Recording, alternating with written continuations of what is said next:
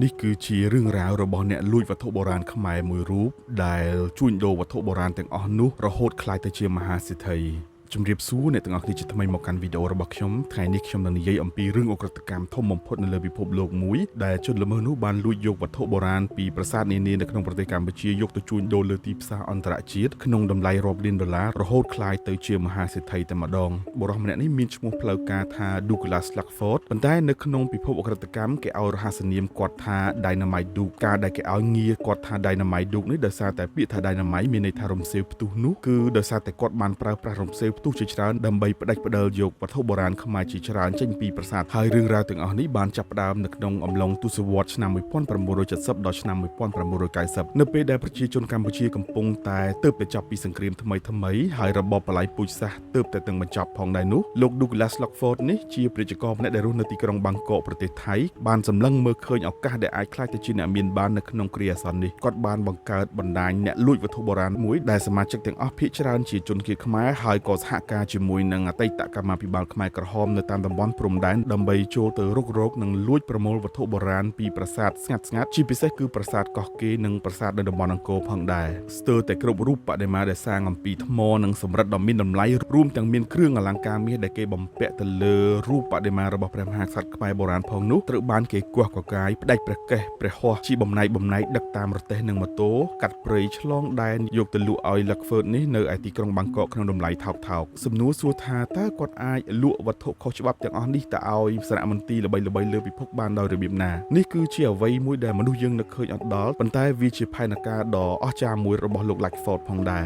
លោក Luckford មិនត្រឹមតែជាអ្នកលួចវត្ថុបុរាណសាមញ្ញនោះទេគាត់ក៏ជាអ្នកជំនាញខាងបង្កើតប្រវត្តិរូបคล้ายៗរបស់បដិមាទាំងអស់នោះផងគាត់បានសរសេរសៀវភៅស្រាវជ្រាវអំពីសិល្បៈខ្មែរចំនួន3ក្បាលដោយសហការជាមួយអ្នកជំនាញសិល្បៈពីបស្ចិមប្រទេសហើយក្នុងសៀវភៅទាំងនោះគាត់បានយករូបថតបដិមាដែលគាត់លួចបានមកបោះពុម្ពផ្សាយហើយសរសេររៀបរាប់ថារបស់អស់នេះជាទ្រព្យសម្បត្តិផ្ទាល់ខ្លួនដែលធ្លាប់ប្រមូលទុកយូរមកហើយនៅពេលដែលបដិមាទាំងអស់នេះមានឈ្មោះនិងរូបនៅក្នុងសៀវភៅដែលគាត់បានចេញផ្សាយនោះវាក៏ក្លាយទៅជាវត្ថុស្របច្បាប់ទៅវិញដោយសារពេលនេះគាត់មិនមែនជាចោរទៀតទេគាត់ក្លាយទៅជាអ្នកប្រមូលនិងអ្នកស្រាវជ្រាវទៅវិញបន្ទាប់មកគាត់ក៏បានលក់រូបចម្លាក់ទាំងអស់នោះក្នុងតម្លៃរាប់លានដុល្លារឲ្យទៅសារមន្ទីរធំៗជុំវិញពិភពលោកដូចជាសារមន្ទីរ Metropolis Museum of Art នៅទីក្រុង New York និងសារមន្ទីរ Denver ជាដើមហើយក៏លក់ឲ្យទៅពួកមហាសេដ្ឋីធំៗជាច្រើនទៀតផងដែរអស់រយៈពេលជាង50ឆ្នាំដែល Douglas Luckford នេះបានរស់នៅក្នុងនាមជាអ្នកមានមុខមាត់ជាមហាសេដ្ឋីនិងក្នុងនាមជាអ្នកជំនាញសិល្បៈទៅវិញប៉ុន្តែក្រដាស់ពិតជាមិនអាចខ្ចប់ភ្លើងបានឡើយ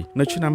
2019ក្រសួងយុតិធធម៌អាមេរិករួមជាមួយនឹងភ្នាក់ងារ FBI និងក្រុមការងារពិសេសរបស់កម្ពុជាបានបើកប្រតិបត្តិការស៊ើបអង្កេតយ៉ាងស៊ីជម្រៅមួយហើយគេបានរកឃើញអ៊ីមែលសម្ងាត់និងឯកសារក្លែងបន្លំជាច្រើនដែលលោក Luckford នេះធ្លាប់បានប្រើប្រាស់ដើម្បីជួញដូរវត្ថុបុរាណតុលាការសហរដ្ឋអាមេរិកបានចោទប្រកាន់គាត់ពីបទជួញដូរវត្ថុបុរាណខុសច្បាប់និងការឆបោកជាប្រព័ន្ធហើយនឹងការក្លែងបន្លំឯកសារប្រវត្តិរូបសិល្បៈផងដែរប៉ុន្តែអ្វីដែលគួរឲ្យសោកស្ដាយបំផុតនោះគឺថានៅខែសីហាឆ្នាំ2020មុនពេលដែលតុលាការចេញសាលក្រមផ្ដន្ទាទោសនិងអនុវត្តទោសទៅលើគាត់លោក Luckford នេះក៏បានទទួលអនិច្ចកម្មទៅក្នុងវ័យ89ឆ្នាំនៅទីក្រុងបាងកកដោយសារជំងឺរ៉ាំរ៉ៃហើយក៏មិនបានជាប់ទោសទណ្ឌអ្វីដែរទោះបីជាលោក Luckford បានស្លាប់ទៅហើយក៏ប៉ុន្តែយុត្តិធម៌សម្រាប់មរតកខ្មែរនៅតែមិនចប់នោះទេបន្ទាប់ពីការស៊ើបអង្កេតនិងចរចាគ្នាយ៉ាងស្វិតស្វាញរវាងរដ្ឋាភិបាលកម្ពុជានិងកូនស្រីរបស់គាត់ឈ្មោះ Julia Cobblestone ហើយគ្រួសាររបស់គាត់នឹងក៏បានយល់ព្រមប្រគល់វត្ថុបុរាណខ្មែរជាច្រើនដែល Luckford ធ្លាប់បានលាក់ទុកឲ្យត្រឡប់មកប្រទេសកម្ពុជាវិញ